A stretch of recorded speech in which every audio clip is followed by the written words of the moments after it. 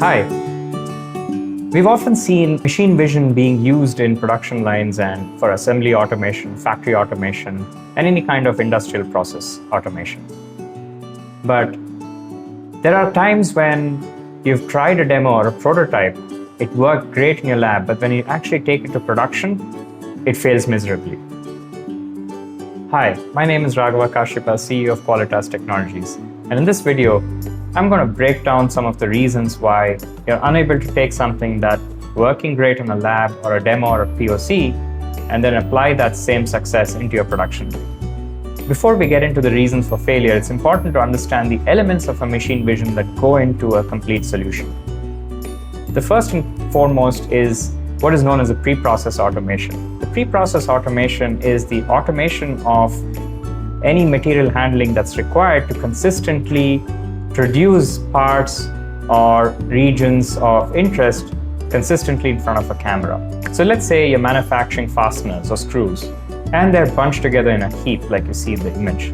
Now, it would be virtually impossible to inspect every one of these screws for defects on all 360 degrees without the use of any kind of material automation that presents all 360 degrees to a camera. That's common sense, isn't it? Well, so the first reason that you probably aren't seeing results is you don't have consistent material handling. So make sure that you're separating and localizing each part, presenting it consistently in front of a camera or multiple cameras to be able to acquire the right kind of images to be able to identify the features that you're looking to identify. The second part of this is the image acquisition. Now in image acquisition, sometimes I've seen the wrong choice of cameras being used. So the choices of cameras today are humongous and it's become a commodity. So a lot of emphasis is placed on the camera, although the wrong choice of camera can sometimes lead to misleading results. Some common mistakes include the choice of resolution. Higher resolution doesn't necessarily mean a better camera. Yes, it means more pixels, but that doesn't mean better results. So look at things like the sensor size, the quantum efficiency, as well as maybe the shutter type, like global shutters or rolling shutters, which is important to identify the right camera for your application. Once you have the camera identified, you need to look at to match that with the right optics so that the optics and the image sensor is actually mapped correctly in terms of both resolution as well as fundamental optical parameters like working distance and field of view. Some common mistakes here again is mismatches between the optical resolution and the camera resolution. Now, yes, you heard me right. There is an optical resolution as well. And that is the ability to distinguish fine details within any image and to be able to reflect the appropriate light right into the spots in the sensor, which is the pixels or the electronics of the sensor.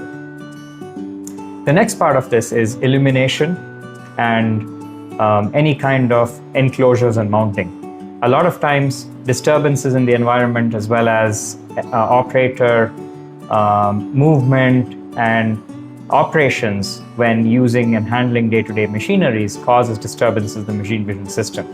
Even simple things like dust being settling on the lens may cause issues with your accuracies as well as your efficiency with your machine vision system.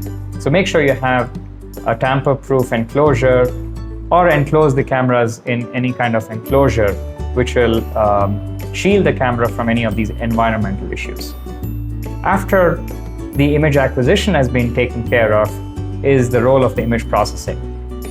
The image processing has two kinds of software. You could use traditional rule-based heuristical software, which is used in, let's say, if you have a measurement application, or for more challenging applications which doesn't have a very objective patterns to the classification or the inspection, you're better off going with an AI-based or a machine learning-based solution. A lot of commercial applications are nowadays being deployed using deep learning applications as well.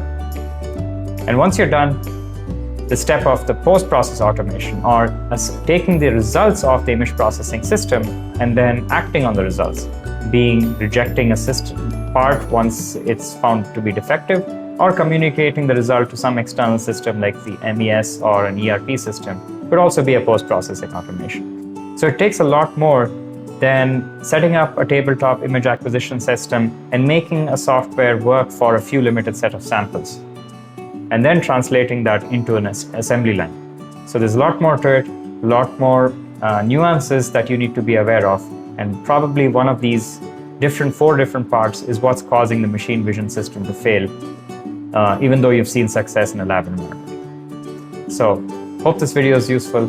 Thanks.